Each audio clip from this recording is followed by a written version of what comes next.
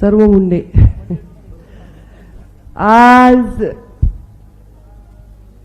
गणेश मंदिराच्या साक्षीने आशीर्वादाने होत असलेल्या परळी मतदारसंघाच्या पारंपरिक अशा प्रचार सभेला मंचावर उपस्थित महायुतीचे अधिकृत उमेदवार माझे भाऊ धनंजय मुंडे, त्यांच्या प्रचारार्थ आवर्जून इथे उपस्थित असलेल्या खासदार, मी तर माझी म्हणणार नाही कारण त्यांनी जे खासदारकीत काम केलंय त्यांनी एक इतिहास रचलाय, त्यामुळे नेहमी त्या खासदारच राहतील. खासदार प्रीतम ताई, आपल्याला ज्यांनी मार्गदर्शन केलं आणि सांगितलं की काय परिस्थिती आहे मतदारसंघाची सर्कल वाईज, ते माजी आमदार संजय भाऊ दौंड. मंचावर खरं तर सर्वच जण उपस्थित आहेत आणि मी सर्वांनाच ओळखते, त्यामुळे मी आपल्या सर्वांची क्षमा मागते कारण मला 10 मिनिटाचा वेळ आहे. या 15 मिनिटं 25 मिनिटं असेल, हां, तर त्याप्रमाणे मी सर्वांची दिलगिरी व्यक्त करते. मी सर्वांची नावं घेऊ शकणार नाही. समोर छान गुलाबी थंडी पडलेली आहे. या थंडीमध्ये गणेश पारची ऐतिहासिक सभा, आपण सर्व त्या सभेला उपस्थित आहात. वडीलधारी मंडळी आहेत, म्हणजे मी दत्ताप्पांचं नाव घेतलं म्हणजे परळीचं नाव आलं. दत्ताप्पा आणि परळी एकसारखेच आहेत आमच्यासाठी, तेवढेच त्यांचं विश्वपितामह आहेत आमचे, आणि एवढे सभेला उपस्थित आहेत. मी धनुभाऊला म्हणलं काल, पहिली आमची सभा ठरली, मग कॅन्सल होण्याचं चित्र दिसत होतं. मी म्हणलं कुठली सभा होईल नाही तर नाही होईल, पण ही गणेश पारची सभा झालीच पाहिजे कारण हा शुभ शकून आहे. ही सभा आपल्यासाठी फार महत्वाची आहे. मी आपल्या सर्वांना विनंती करण्यासाठी इथं उभी आहे. खरं तर धनुभाऊ नंतर भाषण मला करायला लावायला त्या निवडणुकीत, पण मी पण म्हणलं जाऊ दे, आता उमेदवाराला पण मागून कोणतरी पाहिजे ना बोलायला, चला, कारण आता ते पालकमंत्री आहेत, ते कृषी मंत्री आहेत, ते नामदार आहेत, पण कदाचित मी राष्ट्रीय नेता आणि स्टार प्रचारक असल्यामुळं माझं भाषण ठेवलं असेल शेवटी. आणि पुन्हा ह्या दोघांनी बॅटिंग करून घेतल्यानंतर पुन्हा मला काही उरतच नाही बोलायला. प्रीतमताई म्हणल्या 2 मिनिटाच्या मॅगीसारखं फास्ट भाषण करते. धनुभाऊ म्हणले आमच्यामध्ये एक जण 20-20 खेळते, कसोटी खेळते, एक वन डे खेळते, पण या स्टेजकडे बघून मला तर IPLचीच मॅच वाटायली भैया.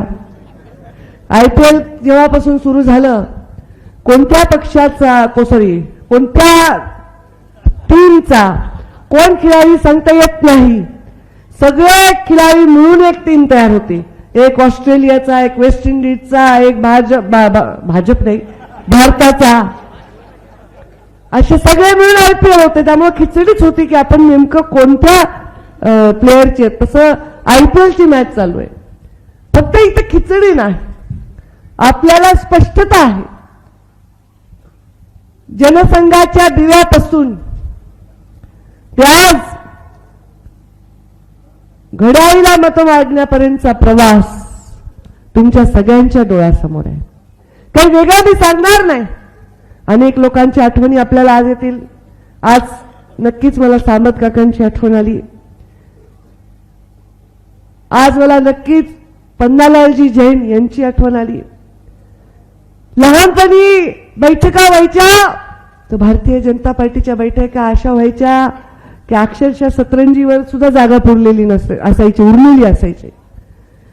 तेव्हापासून भारतीय जनता पार्टीला तळागाळात प्रत्येक समाजात नेण्यासाठी ज्यांनी खस्ता खाल्ल्या त्या मुंडे साहेबांची आठवण केल्याशिवाय कसं होईल. आज मुंडे साहेबांची आठवण मला तर येतेच, पण या राज्यामध्ये कुठेही सभा घेतली तर मुंडे साहेबांचं नाव 5, 6, 7 वेळा घेतल्याशिवाय भाषण पूर्ण होत नाही. आज तर मी बुलढाण्याला आकाश पुणकरच्या सभेला गेले होते. तिथे हरियाणाचे मुख्यमंत्री आले होते त्या सभेला, आणि मी त्यांना म्हणलं की तुम्ही हरियाणाने एक वेगळाच असा एक रेकॉर्ड केलेला आहे. हरियाणाचं सरकार येईल असं कुणाला वाटलं नव्हतं, पण तुम्ही हरियाणाने रेकॉर्ड करून सरकार आणलेलं आहे आणि तुमच्यामुळे आमच्यामध्ये एक आनंदाचं वातावरण तयार झालेलं आहे. या वैद्यनाथाच्या नगरीत मी खूप देवभक्त कधीच नव्हते, पण माहित नाही 2 वर्ष झाले. वय असतं माणसाचं, वयामानाप्रमाणे सवयी वेगवेगळ्या आपल्याला असतात. मला आता देवपूजेची सवय लागली, काय चुकली नाही, चांगली सवय, काय वाईट आहे. मी देवपूजा केल्याशिवाय अन्न ग्रहण करत नाही. मला ही सवय लावली मध्य प्रदेशनी. मध्य प्रदेशमध्ये मी जेव्हा पण शिवराजजी चव्हाणांबरोबर कार्यक्रम घ्यायचे तेव्हा ते म्हणायचे सगळेजण जय महाकाल जय महाकाल. मी म्हणलं आमच्या परळीत का कुणी जय वैद्यनाथ म्हणत नाही बरं? आम्ही का आमच्या ज्योतिर्लिंगाचा असा अभिमान बाळगून इथे बोलत नाही? म्हणून मी खूप आग्रह केला. सुधीर भाऊ मुनगंटीवार पण महादेवाचेच भक्त. सुधीर भाऊला म्हणलं, सुधीर भाऊ आपण अशी एक स्कीम करू की प्रत्येक ज्योतिर्लिंगाला आपण 200, 150, 125 कोटीचं बजेट मंजूर करून टप्प्याटप्प्याने देऊन त्या भागाचा विकास करू. सुधीर भाऊंनी स्वतः ती स्कीम मंजूर केली. त्या स्कीमचं उद्घाटन देखील त्यांनी केलं, पण ती स्कीम पूर्ण करायला आपण मला संधी दिली नाही. 19ला आपण सांगितलं ताई थोडं तुम्ही घरी बसा, पण काम काय आणलं नाही. मी जरी बसले तरी धनुभाऊ आले आणि मोठ्या निधीची ते तरतूद झाली. मी असा विचार करते, कोणताही धर्म असो, कोणतीही जात असो, कोणताही व्यवसाय असो, तो माणसाच्या जीवनाला उन्नती दिलेला पाहिजे. मुंडे साहेबांनी वैद्यनाथ सहकारी साखर कारखान्याची निर्मिती का केली? कारण या भागावरच्या लोकांना बांधावर ऊस जाळावा लागला होता आणि त्यांचा ऊस कोणी नेत नव्हतं, त्यांना पदर पसरावं लागत होतं. जेव्हा मी कारखान्याचे चेअरमन झाले, मी 243 कोटी रुपये व्याज भरलं. अक्षरशः माझ्या छातीवर रात्री मला झोप यायची नाही. माझी आई म्हणायची तू वेडी होशील. सकाळी झोपायची नाही. मी असं वाटायचं कोणतरी बसलंच नरड्यावर, एवढं वजन वाटायचं. कारण 2012ला आपण जे कोजनरेशनचा प्रकल्प पूर्ण केला त्याला आपल्याला जे जास्त व्याजाच्या दराने आपल्याला कर्ज घ्यावं लागलं आणि त्याचं पूर्ण वेळेवर न झाल्यामुळे आपल्याला जास्त व्याज पडलं. त्याच्यानंतर दुष्काळ आला आणि दुष्काळानंतर राजकारण तर 5वीलाच पुजलेलं आहे. माझ्या कारखान्याला मदत व्हावी म्हणून, अशा अनेक आजारी कारखान्याला मदत व्हावी म्हणून मी 2016 साली एक प्लॅन तयार केला कॅबिनेटचा. तेव्हा मला फक्त 34 कोटीची आवश्यकता होती, ते पण फुकट नाही पाहिजे, व्याजाने पाहिजे होते. तेव्हा माझे सहकारी होते राहुल कुल, त्यांचा पण कारखाना होता, मोनिका राजळेंचा होता. एक 5-6 कारखाने आजारी होते. त्याच्यामध्ये माझं राहून गेलं. नंतर 2, 3, 4 वेळा माझं राहून गेलं. आणि मग तुम्ही तर पाहिल्या बातम्या, कुठे जप्ती आली, काय आली. धनुभाऊ सांगितलं ते मार्केटमध्ये उठाव होईल, उन्नती येईल. वैद्यनाथ मंदिराचा जेव्हा जीर्णोद्धार नाही ते काय कॉरिडॉर होईल, त्या जीर्णोद्धारच म्हणले, कारण पुण्यश्लोक अहिल्यादेवींनी जीर्णोद्धार केलाय वैद्यनाथ मंदिराचा. आणि आम्ही तिथे जेव्हा एक कॉरिडॉर तयार होईल, धनुभाऊ म्हणले ते बरोबर आहे. ते भैरवच मला सापडत नव्हता धनुभाऊ, की परळीचा भैरव कोण? कारण मी महाकालला बघितलं तिथे काल भैरव आहे. मी बऱ्याच लोकांना विचारलं, ट्रस्टीजना विचारलं, भैरवच कुणी सांगलेलं? किती आपल्या ज्ञान आहे आपल्या शहराविषयी. कोणी म्हणलं काल भैरव, मग मला तिकडं ते गावात एका मंदिरात पाठवलं, मग ते बटूक भैरव म्हणून कळलं. ते पण आता समाविष्ट करून ते झालं ना तर लोक इथे येतील, इथे लोक हॉटेल बांधतील, लोक इथे राहतील, जेवतील. त्यांना करमणुकीसाठी वरती मेरूवर आपण सगळी व्यवस्था केली आहे. स्क्रीन, लेझर शो, सगळं म्हणजे पूर्ण परळी म्हणजे असं दुमदुमून जाईल आणि या भागाच्या व्यवसायाला उठाव मिळेल. कारखाना बंद असल्यामुळे नाही म्हणलं तरी मार्केटवर परिणाम झाला होता. परवाच मी रोलरचं पूजन केलेलं आहे. आचारसंहिता असल्यामुळे, आधीच डिक्लेअर करते, आचारसंहिता असल्यामुळे आम्ही परवानगी मिळाली तर आधीच करू, पण नाही झालं तर 21 का काय तारीख सांगितली मी विसरले, 21-25 काहीतरी त्यांनी मुहूर्त आहे. मी परत कन्फर्म करीन. त्या दिवशी मी मोळी टाकण्याचा कार्यक्रम करणार आहे.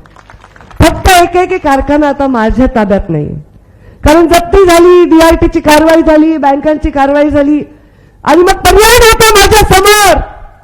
ते कारखान्यात सुद्धा मॅनकाइंड बरोबर बसून कोणातरी चांगल्या हातात सोपवून चालवा म्हणलं. मला काही नको, गोपीनाथ गडाची सेवा होऊ द्या, या कारखान्यामुळे या लोकांच्या बाजारामध्ये उठाव होऊ द्या, लोकांच्या नोकऱ्या परत द्या, लोकांचा ऊस न्या, म्हणजे माझ्या लोकांना ऊस बांधावर टाकावं लागणार नाही, कुणाच्या पाया पडावं लागणार नाही. आणि दुसरं, आमच्या या वैद्यनाथाचा पूर्ण कॉरिडॉर तयार झाला तर इथे एक उठाव येईल. धनुभाऊनी तर सांगितलंय की त्यांच्या भाषणात अनेक वेळा की मुंगीचा कारखाना ते सुरू करणार आहेत. म्हणजे या भागामध्ये एक औद्योगिक क्रांती करता येईल आपल्याला. पाणी नाही आपल्याकडे, हा एक प्रॉब्लेम आहे. पाण्यासाठी सुद्धा लिफ्ट इरिगेशनचा वगैरे आपला प्लॅन आहे. पाणी उपलब्धता नव्हती, 13, 14, 15 एवढा दुष्काळ आला, त्याच्यामुळे मी करू शकले असते, पण पाणी उपलब्धच नसल्यामुळे ते एक विषय आपल्याला मार्गी लावायचा आहे. हे सगळे विषय तसे मार्गीच लागलेत. प्रत्यक्षात उतरायला तेवढं काम होणारच आहे. नॅशनल हायवे झालेत, इथून लातूरला सहज जाता येतं, इथून बीडला सहज जाता येतं, इथून और म्हणजे संभाजीनगरला जायला तर म्हणजे पोटचं पाणी देखील हलत नाही. माझा मुलगा अमेरिकेत शिकतो, त्याच्यानंतर सुट्टीला आला, त्यांनी पाहिलं त्या संभाजीनगर ते बीड रोड, त्यांनी फोटो काढून त्याच्या अमेरिकेच्या मित्राला पाठवले आणि सांगितलं, बघा आमच्या मराठवाड्याचे रस्ते अमेरिकेपेक्षा चांगले. नितीनजी गडकरी एवढे रस्ते दिले, एवढा विकास दिला, एवढं काम केलं. खरंच काम केलं की नाही? खरं हृदयावर हात ठेवून सांग. कामावर मतच नाही. आता हे बसलेत आमचे सगळे इथे, ह्याच्यातल्या अर्ध्या लोकांच्या मी पाया पडत होते लोकसभेत. काय रे व्यंकटेश, काय दत्ता भाऊ, पाया पडत होते की नाही सगळ्यांच्या, की बाबांनो काम बघा. मी यांचं गाव दत्तक घेतलं, देशमुख टाकळी. काय गाव केलंय, लोक बघायला यायचे, इतकं सुंदर काम केलं. ते तिकडे अकोल्याला आमचा श्रीनिवास आगळे म्हणून सरपंच होता, त्याच्या गाव इतकं सुंदर अभ्यासिका केली, इतकं स्मशानाला म्हणजे जन्म जिथे होतो त्या जन्मापासून मृत्यूनंतर सुद्धा चिखलात विटंबना होऊन सगळ्या स्मशानभूमीचे रस्ते माझ्या काळात मी करून दिले. पण म्हणलं आता काय झालं, तर ठीक आहे, 5-6 हजारांनी पराभव, काही पराभव नसतो. तुमचीच नजर लागली, दिल्लीला जाईल रुसते घोकत होते. दिल्लीला गेल्यावर आम्ही काय करावं, दिल्लीला गेल्यावर घ्या, आली परत इथेच आलो ना, पुन्हा खासदार करायला गेलेले आमदारच झाले मी तर. आमचा रोल आता बदललाय हो धनुभाऊ. पहिल्यांदा मी विधानसभेत गेले, मग तुम्ही विधान परिषदेत, आता मी विधान परिषदेत आले, आता तुम्ही विधानसभेत आहेच आहेत ऑलरेडी. तर रोल झाला. तुम्हाला एका बटनात 2 आमदार मिळाले, अजून काय पाहिजे? आता आम्ही एकमेकांच्या विरुद्ध म्हणजे कोणता मॅच म्हणावा आता, ते कोणत्या 2 देशांचा म्हणता येत नाही, जाऊ दे. आम्ही दोघं एकमेकांच्या विरुद्ध म्हणजे शक्ती, सगळंच जायचं जास्तच.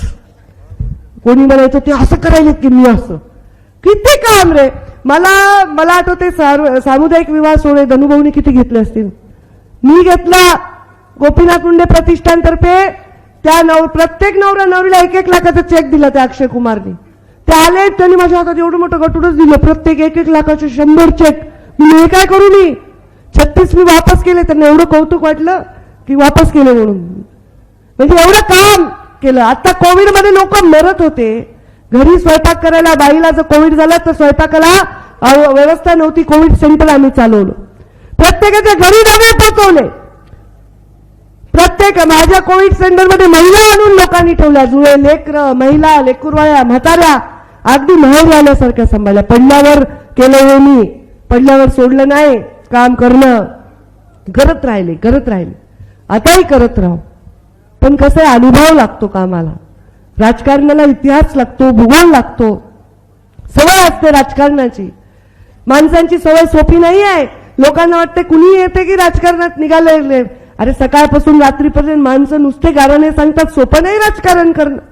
मी तर बाई माणूस असून कसं काय रमले तुमच्या ह्याच्यात मला माहित नाही. मी तर साहेबांना म्हणत होते मला नाही. पण आता त्यांना बिचाऱ्यांना वाटलं असेल की माझं जीवन संपलंय. त्यांना कुठेतरी दिसत होतं, ते सारखे म्हणायचे माझी शेवटची लोकसभा आहे. त्यांचा मी मुलगा मुलगी काही मायामध्ये फरक नसतो, पण आता आपले लेकरच असतात.